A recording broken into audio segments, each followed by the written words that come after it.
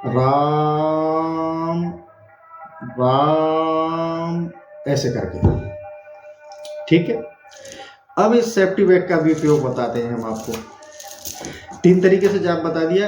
एक जाप मन ही मन में होता है, जिसमें आवाज़ नहीं आती, होंठ नहीं हिलते, आंखें बंद करके होता है, वो बड़े साधकों के लिए होता है जिन्हें अनुभव होता है। दूसरा जाप होता है जिसमें होंठ हिलते हैं, आवाज़ नहीं आती, सिर्फ होंठ हिलते हैं, वो भी जाप होता है। वो मतलब मध्यम बीच वाले साधक हैं वो कर सकते हैं उसको। जो नए साधक हैं वो आराम से बोल के कर सकते हैं।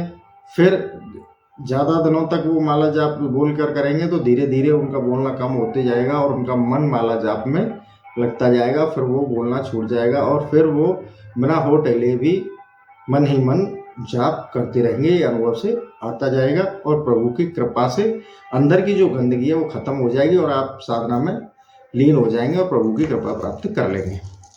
अब बताऊं मैं आपको इस सेफ्टी बैग का उपयोग। इस सेफ्टी बैग में क्या होता है कि इसमें अंदर जब इस माला को डाल देते हैं ऐसे करके, ये माला अंदर हमने डाल दी और डाल के इसमें एक उंगली जो मैंने पहले वीडियो में बताई थी उसको टच नहीं करते हैं माला से, वो ऐसे करके बाहर निकलती है इस थैली से। इसमें एक होल होता है आगे की ओर, इसमें ऐसे ये उंगली निकल जाती है। नए साधकों के लिए जो पहले से जाप करते हैं उनको तो अनुभव है, जो इसको सेफ्टी बैग को रखते हैं। और इसमें एक ये पट्टी होती है, इसको हम अपनी गर्दन में टांग लेते हैं सुविधा अनुसार, क्योंकि ये माला लंबाई के रूप में जमीन पर टिके नहीं। इसको हम ऐसे करके और ऐसे अंदर ही अंदर इस माला को चलाते हैं। इस सेफ्टी बैग का उपयोग यहाँ करते हैं। अब मैं माला चल रही है अंदर ही अंदर, और माला चल रही है और मेरा जाप भी चल रहा है। ठीक है, तो वो इस यूज के लिए ये माला का सेफ्टी बैग का उपयोग करते हैं। अब मैं आपको दोस्तों बताऊं कि कम से कम आपको एक दिन में नए साधक को उसके पास समय है, चाहे वो रात्रि को करे, चाहे दिन में करे, चाहे वो ब्रह्म मुहूर्त में करे, पर उसको माला जाप जरूरी है। बिना जाप के भगवान की प्राप्ति नहीं होती। चाहे आप कितना भी दीपक जला लो, कितना भी हवन कर लो, बिना प्रभु के नाम जाप के बिना आप भक्ति साधना नहीं कर सकते, उनकी प्राप्ति नहीं कर सकते प्रभु की। तो मेरा करबद्ध निवेदन है कि अपनी पूजा में, अपनी साधना में माला जाप को ऐड करें, और गुरु बना लें तो अच्छा है, नहीं बनाया हो तो अपना माला जाप अपने इष्ट का नाम लेके आज से ही शुरू कर दें। अब आप कितना माला जाप कर सकते हैं? नए साधक तो भाई अगर ढंग से आराम से करेंगे तो 2 माला करने में ही परेशान हो जाएंगे, उनका मन ही नहीं लगेगा। तो धीरे धीरे भले एक दिन में आप 2 माला ही करो, आराम से करो, मन लगेगा, समय लगेगा। महीने, 2 महीने, 3 महीने, 6 महीने, साल में आपका जो जाप का अनुभव है ऐसा हो जाएगा जैसे जो सालों से साधक करते आ रहे हैं और इष्ट की पूरी कृपा प्राप्त वो कर रहे हैं। अब कुछ साधक ऐसे होते हैं जिन पे आसन पे बैठने में दिक्कत होती है। बहुत सारे लोगों का प्रश्न रहता है कि हम पे तो हमारी उम्र इतनी हो गई कि हमें ज़मीन पे नहीं बैठा जाता, और हमें आसन पर बैठने में हम तो 10 मिनट में ही परेशान हो जाते हैं, कमर दर्द करने लग जाती है, पैर दर्द, घुटने दर्द करने लग जाते हैं, तो बताओ हम जाप कैसे करें? तो ऐसे साधकों के लिए ये है कि यही जरूरी नहीं कि आप किसी आसन पर ही बैठकर जाप करें। आसन पर बैठकर उन लोगों के लिए है जो आसन पर बैठकर आसानी से जाप कर सकते हैं, जिनके हाथ पैर सही सलामत हैं, शरीर सही साथ दे रहा है, वो जापक आसन पर बैठ के करें तो उनके लिए ज़्यादा अच्छा है। जिनके शरीर साथ नहीं दे रहा पर भगवान में अपनी भक्ति में प्रेम भाव रखते हैं, भगवान की भक्ति प्राप्त करना चाहते हैं, तो वे लोग जैसी भी स्थिति में हैं, अगर वो आसन पर बैठ नहीं सकते, किसी बेड पे बैठ के कर सकते हैं, बेड पे बैठ जाएं। बेड पे नहीं बैठ सकते तो किसी कुर्सी पे बैठ जाएं, कुर्सी, सोफा, जैसा भी उनको सुगम होता है वहाँ बैठ के अपना भगवान का जाप कर सकते हैं। ऐसा नहीं कि आप आसन लगा के बैठे हैं, भाई ज़मीन पे आलती पालती मार के बैठे हैं, कोई ऐसा ज़रूरी नहीं है। भगवान का नाम ही तो लेना है, जाप ही तो करना है, भगवान से प्रेम ही तो करना है। आप चारपाई पे कर लो, सोफा पे बैठ के कर लो, कुर्सी पे बैठ के कर लो, जहाँ भी ज़मीन पे बैठ के कर लो, कहीं पे भी कर लो, प्रभु का नाम लेना है। इसमें ऐसा कोई ज्ञान तो है नहीं कि भाई ये नहीं इसी चीज़ पे ये भगवान प्रसन्न होंगे। ऐसी चीज़ नहीं है दोस्तों। आप जैसी भी स्थिति में हैं, आप नहाए तो ठीक, नहीं नहाए तो ठीक। माला जाप के लिए छूट है। भगवान का जाप करना है तो आप कैसे भी करिए, पर जाप करिए जिससे आपको प्रभु प्राप्त हो, प्रभु की अनुग्रहता आपको प्राप्त हो। तो आप इस तरीके से आप कैसी भी स्थिति में जाप कर सकते हैं। तो जाप करने, माला जाप करने में आपको कोई संशय रहा हो, कोई किसी बिंदु की कोई समझ में नहीं आया हो, तो आप कमेंट करके मुझे बताएं। और मेरे इस चैनल को आप फॉलो सब्सक्राइब करें, जिससे मुझे मोटिवेशन मिले, बालाजी के भक्तों के लिए और ज़्यादा काम करूं, और ज़्यादा वीडियो बनाऊं, और उनकी समस्या को ख़त्म करूं, और नए नए बालाजी के भक्तों को भी मैं जोड़ूं। तो आई होप दोस्तों वीडियो आपको बहुत अच्छा लगा होगा, और अपने इस सेशन को मैं यहीं समाप्त करता हूं। जय श्री राम।